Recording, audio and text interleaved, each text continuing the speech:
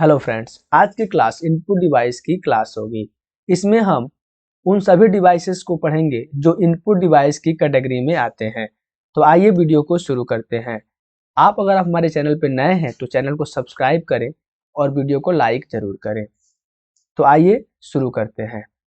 वह विद्युत यांत्रिक डिवाइस, ध्यान देंगे यहाँ पे विद्युत यांत्रिक डिवाइस, इलेक्ट्रोमैकेनिकल डिवाइस जो डेटा और अनुदेशों को स्वीकार कर उन्हें बाइनरी रूप, हम जानते हैं बाइनरी मतलब कंप्यूटर की भाषा में कह सकते हैं मशीन लैंग्वेज, बाइनरी रूप में परिवर्तित कर कंप्यूटर के प्रयोग के लायक बनाता है, इनपुट डिवाइस कहलाता है या इनपुट डिवाइस कहते हैं।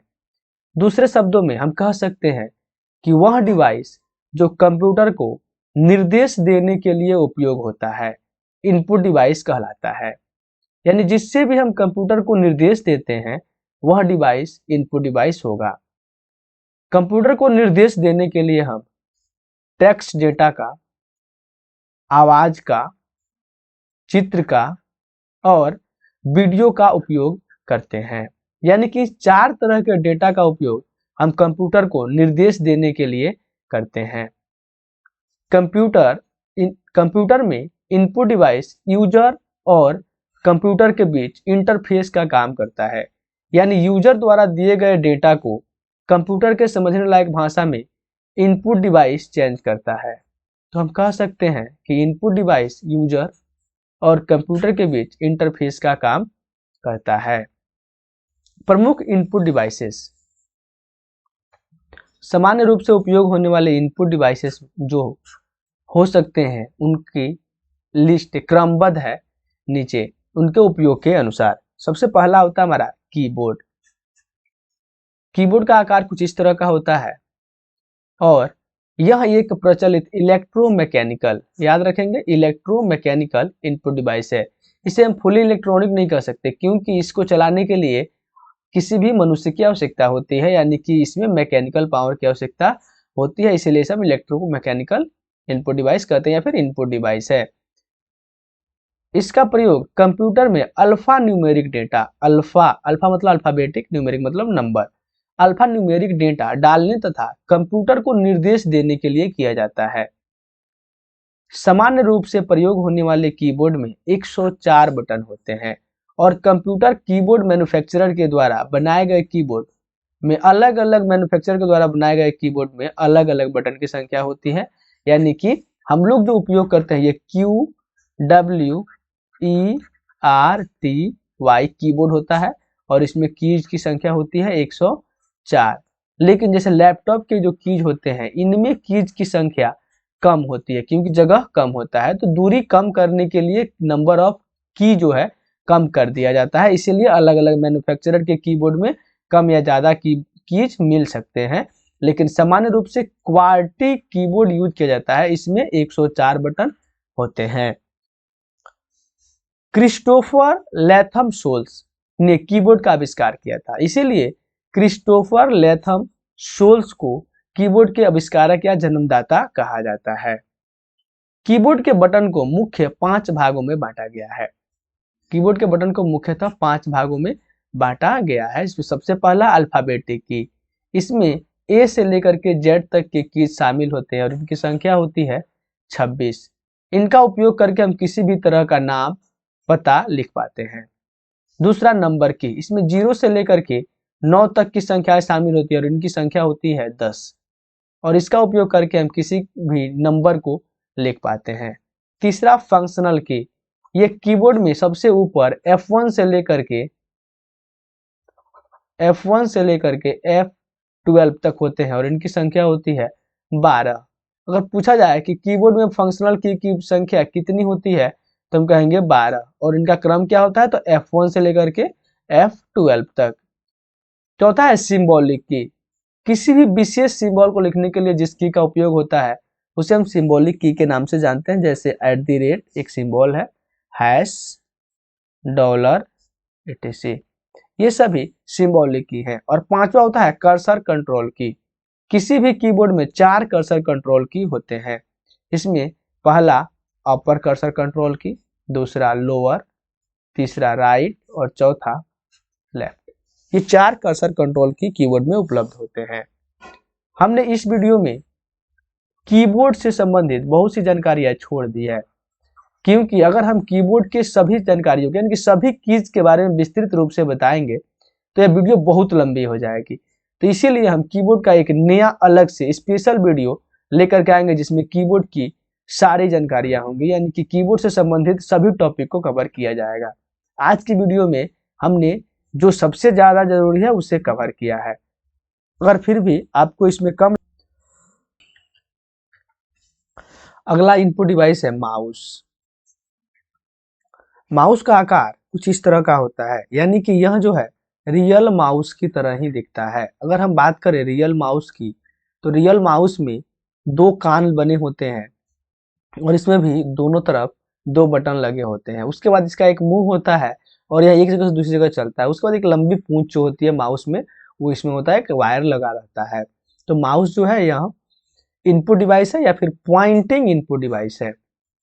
अगर पूछा जाए माउस किस तरह का इनपुट डिवाइस है, तो कहेंगे पॉइंटिंग इनपुट डिवाइस है।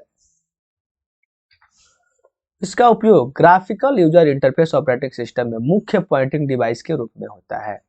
याद रखेंगे, graphical user interface operating system मतलब GUI, इसको एक साथ लिखते हैं GUI ऑपरेटिंग सिस्टम। तो GUI ऑपरेटिंग सिस्टम में इसका उपयोग मुख्य रूप से होता है पॉइंटिंग डिवाइस के रूप में। माउस में 2 या 3 बटन होते हैं, एक लेफ्ट बटन, लेफ्ट, राइट और व्हील। लेफ्ट और राइट को कई बार बटन माना जाता है और व्हील को बटन नहीं मान जाता है। तो माउस में 2 बटन होते हैं, और अगर व्हील को भी बटन माना जाए तो माउस में 3 बटन होते हैं। इसीलिए यहाँ पे लिखा गया है 2 या 3 बटन। माउस का आविष्कार डॉक्टर डगलस इंजेलवर्ड ने 1964 में किया था। याद रखेंगे, माउस का आविष्कार डगलस इंजेलवर्ड ने किया था 1964 में। माउस के कार्य या माउस के उपयोग कह सकते हैं, यूज ऑफ माउस, माउस के कार्य या उपयोग। माउस के उपयोग जो है ये लेफ्ट क्लिक, मतलब कि किसी भी ऑब्जेक्ट को सेलेक्ट करने के लिए हम उपयोग करते हैं माउस का, यानी कि माउस के लेफ्ट क्लिक का। माउस के लेफ्ट बटन को एक बार किसी भी ऑब्जेक्ट पर कर्सर को ले जाकर प्रेस करने से ऑब्जेक्ट सेलेक्ट हो जाता है और इसे हम क्लिक या लेफ्ट क्लिक कहते हैं, लेफ्ट क्लिक कहा जाता है। ऑब्जेक्ट इससे सेलेक्ट हो जाता है। दूसरा राइट, सेलेक्ट किए गए ऑब्जेक्ट पर राइट बटन प्रेस करने से, इस बटन को प्रेस करने से हमें एक सब मेनू मिलता है और उसे कहते हैं राइट क्लिक। यानी कि किसी भी ऑब्जेक्ट को सेलेक्ट करके यानी लेफ्ट क्लिक करके माउस से राइट बटन को प्रेस करना राइट क्लिक कहलाता है। और राइट क्लिक करने से हमें एक सब मेनूज लिस्ट मिलती है, यानी कि प्रॉपर्टी लिस्ट मिलती है। यानी किसी भी ऑब्जेक्ट के बारे में पूरी जानकारी चाहिए, उसे ओपन करना है, डिलीट करना है, रीनेम करना है, कट कॉपी पेस्ट करना है, तो हमें पहले लेफ्ट क्लिक करना होता है और 2 नंबर में राइट क्लिक करना होता है। तीसरा स्क्रॉल, अगर कोई पेज हमारी कंप्यूटर स्क्रीन से बड़ा है तो हम उसे स्क्रॉल करके पढ़ सकते हैं, यानी कि ऊपर या स्क्रॉल हम ऊपर की तरफ या फिर नीचे की तरफ करके पढ़ सकते हैं। माउस का चौथा उपयोग होता है, उसे कहते हैं ड्रैग एंड ड्रॉप। ड्रैग और ड्रॉप के लिए सबसे पहले हम माउस से किसी भी ऑब्जेक्ट को, जिस ऑब्जेक्ट को ड्रैग करना हो और ड्रॉप करना हो, उसको माउस के लेफ्ट बटन से सेलेक्ट करते हैं और फिर माउस के लेफ्ट बटन को प्रेस करके बिना रिलीज किए ही माउस एक जगह से दूसरी जगह ले जाते हैं, और इस प्रक्रिया को कहा जाता है ड्रैग करना। यानी कि माउस के लेफ्ट बटन को प्रेस करके रखना और फिर ऑब्जेक्ट को वहीं से खींचकर दूसरी जगह ले जाना ड्रैग करना कहलाता है, और उसे वहां से दूसरी जगह ले जाकर छोड़ देना ड्रॉप करना कहलाता है। ड्रॉप मतलब होता है छोड़ देना, ड्रैग मतलब होता है घसीटना, घसीटना। जैसे किसी को हम बोरा पे बिठा लें और उसे एक जगह से दूसरी जगह खींचें, तो उसे ही हम कहते हैं ड्रैग करना, और उसे ले जाकर पटक दें तो उसे कहेंगे ड्रॉप करना। तीसरा इनपुट डिवाइस है ट्रैक बॉल। ट्रैक बॉल का आकार कुछ इस तरह का है, यह माउस का ही प्रारूप है, यह माउस का ही प्रारूप है, मतलब यह माउस की तरह ही होता है, जिसमें रबर बॉल नीचे न होकर ऊपर होता है। रबर बॉल कहाँ होता है? ऊपर। इसमें माउस को अपने स्थान से हटाए बिना रबर बॉल को घुमाकर उपयोग किया जाता है। यानी कि इसका उपयोग करने के लिए हमें माउस को हटाने की आवश्यकता नहीं, यानी कि इस बेस को हटाने की आवश्यकता नहीं है, बल्कि हम इस रबर बॉल को ही घुमा घुमा कर इसका उपयोग करते हैं। इसका प्रयोग मुख्य रूप से CAD कंप्यूटर एडेड डिजाइन तथा CAM कंप्यूटर एडेड मैन्युफैक्चरिंग में किया जाता है। चौथा हमारा इनपुट डिवाइस है जॉयस्टिक। यहाँ नाम से ही देखेंगे, नाम से ही स्पष्ट हो रहा है जॉय स्टिक। जॉय मतलब होता है खुशी और स्टिक मतलब है छड़ी, यानी खुशी की छड़ी। इसे हम कह सकते हैं खुशी की छड़ी। यह जॉयस्टिक का एक प्रारूप बना हुआ है। जॉयस्टिक एक बेस में इस तरह से धंसा होता है, इसे अगर हम सामने से खींचें तो यहाँ बाहर नहीं निकल पाता है और यहाँ पे बटन बने होते हैं, इस साइड में चारों तरफ से बटन बने होते हैं। यह एक पॉइंटिंग इनपुट डिवाइस है, यह एक पॉइंटिंग इनपुट डिवाइस है जैसा कि माउस। इसका उपयोग वीडियो गेम खेलने के लिए, सिमुलेटर प्रशिक्षण के लिए और रोबोट नियंत्रण आदि में किया जाता है। तो अगर पूछा जाए कि जॉयस्टिक का उपयोग किस में होता है, तो वीडियो गेम में, सिमुलेटर में और रोबोट नियंत्रण में। जॉयस्टिक कौन सी डिवाइस है, तो इनपुट डिवाइस है। और जॉयस्टिक किस प्रकार की इनपुट डिवाइस है, तो कहेंगे पॉइंटिंग इनपुट डिवाइस है। नेक्स्ट आता है हमारा पांचवा लाइट पेन। लाइट पेन सामान्य पेन की तरह ही होता है, लेकिन यह इलेक्ट्रिसिटी से चलता है, मतलब इसके पीछे जो है वो वायर लगे होते हैं और ये सामान्य पेन की तरह ही दिखता है। यह पेन के आकार का पॉइंटिंग डिवाइस है। क्या कहेंगे, पेन के आकार का पॉइंटिंग डिवाइस है। यह भी पॉइंटिंग डिवाइस है, मतलब कि इनपुट डिवाइस है। लाइट पेन के बारे में भी पूछा जाए कि लाइट पेन कौन सा इनपुट डिवाइस है या किस प्रकार का इनपुट डिवाइस है, तो कहेंगे पॉइंटिंग इनपुट डिवाइस है। इसका प्रयोग कंप्यूटर स्क्रीन पर लिखने, चित्र बनाने और बार कोड को पढ़ने के लिए होता है। इसका प्रयोग हो जाता है स्क्रीन पर लिखना हो कुछ भी तो, या चित्र बनाना हो तो भी हम टच स्क्रीन की तरह इसका उपयोग कर सकते हैं। यानी कि जो स्क्रीन टच नहीं है, जिनको हम छू करके, जो टच सेंसिटिव नहीं है, उनके ऊपर भी हम लाइट पेन का उपयोग करके उन्हें टच स्क्रीन की तरह उपयोग कर सकते हैं। चौथा हमारा छठा है स्कैनर। छठा इनपुट डिवाइस होता है स्कैनर। स्कैनर जो है यह प्रिंटर की तरह ही दिखने वाला है, जो कि इसके अंदर अगर हम पेपर को रख देंगे तो यह हार्ड कॉपी को सॉफ्ट कॉपी में बदल देता है। यह एक इनपुट डिवाइस है। अगर पूछा जाए कि स्कैनर क्या है, तो इनपुट डिवाइस है और इसका उपयोग टेक्स्ट, तस्वीर या रेखा चित्र को डिजिटल इमेज में परिवर्तित करने के लिए करते हैं। यानी कि जो हमारा हार्ड कॉपी होता है, पेपर पे प्रिंट हुए डेटा को हम कहते हैं हार्ड कॉपी, और हार्ड कॉपी को कन्वर्ट किया जाता है स्कैनर के द्वारा सॉफ्ट कॉपी में। याद रखेंगे, अक्सर प्रश्न पूछा जाता है कि हार्ड कॉपी को सॉफ्ट कॉपी में किससे बदला जाता है, तो स्कैनर से, या फिर स्कैनर हार्ड कॉपी को किस में बदलता है, तो कहेंगे सॉफ्ट कॉपी में। Bar code reader.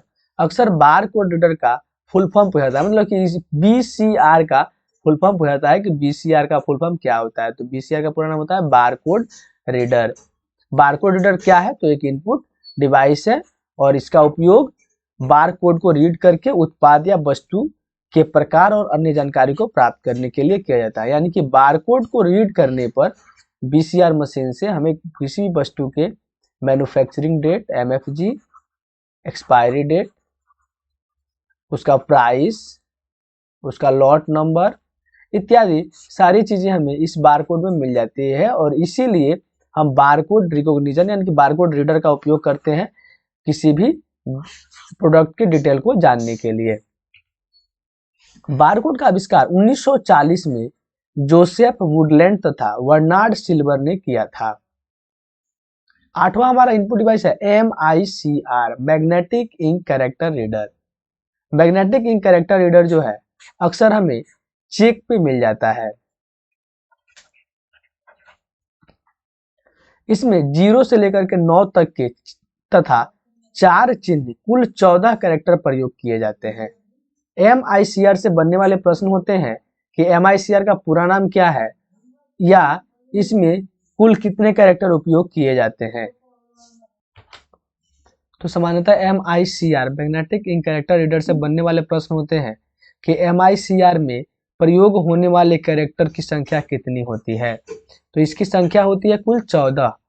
तो उसके बाद दूसरा प्रश्न बनता है कि MICR में प्रयोग होने वाले कैरेक्टर्स में कितने नंबर्स होते हैं? तो 0 से 9 तक के नंबर होते हैं और 4 चिन्हों का उपयोग किया जाता है। इनका उपयोग सामान्यतः बैंक चेक में या फिर दूसरी जगह भी किया जाता है।